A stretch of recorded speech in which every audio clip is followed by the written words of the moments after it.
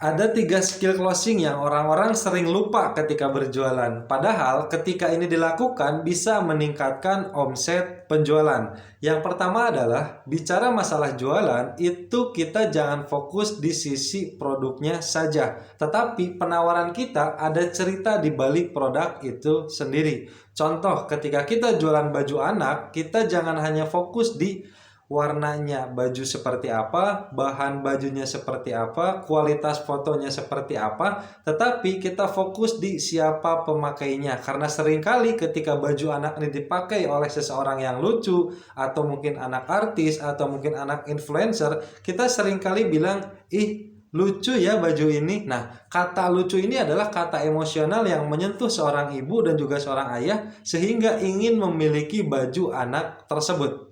Yang kedua adalah ketika kita jual produk fisik, kita konversikan dalam bentuk visual dan juga emosional. Contoh misalnya saya jualan kursi ini. Nah, ketika ini produk fisik, kita jangan hanya menjual produk fisik, tapi coba konversikan dalam bentuk visual dan juga konversikan dalam bentuk emosional. Misalnya saya jual kursi ini. Ini adalah berupa bentuk produk fisik. Jangan hanya menjual produk kursinya saja, tapi konversikan dalam bentuk emosional dan juga dalam bentuk visual. Misalnya kursi ini pernah dipakai oleh Raja Arab.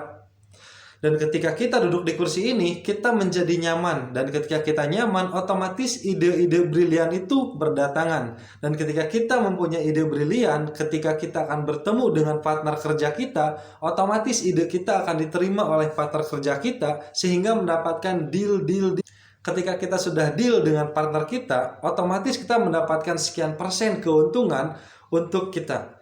Kebayang nggak ketika kita mendapatkan keuntungan hasil dari deal project tersebut, kita bisa memberikan untuk istri kita bisa memberikan hadiah untuk anak kita, dan kita bisa pergi jalan-jalan bersama anak dan juga keluarga kita. Jadi awalnya dari produk fisik, tapi coba konversikan dalam bentuk visual dan juga emosional yang menyentuh sisi seseorang. Yang ketiga adalah offer atau penawaran. Percuma ketika kita sudah berjualan menyentuh sisi emosional, kita menjual bukan hanya dari segi bahan tapi fokus kepada cerita di balik produk, tapi offernya tidak powerful. Nah, bicara masalah offer ini berbicara masalah penawaran.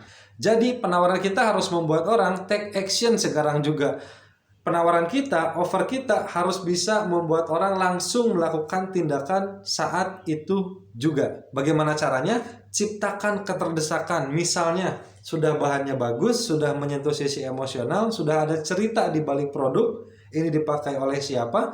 Berikan offer, berikan penawaran yang powerful, misalnya keterdesakan karena besok harga naik, atau ciptakan limit edition karena ini cuma 10 yang ada di dunia, atau mungkin ciptakan offer gratis ongkir, atau mungkin promo, atau mungkin gratis beli satu gratis satu. Kesimpulannya adalah ketika berjualan jangan hanya fokus dari sisi produk saja, tapi ada cerita di balik produk itu sendiri. Yang kedua, ketika kita jual produk fisik, coba konversikan produk tersebut dalam bentuk visual dan juga emosional, menyentuh sisi emosional seseorang.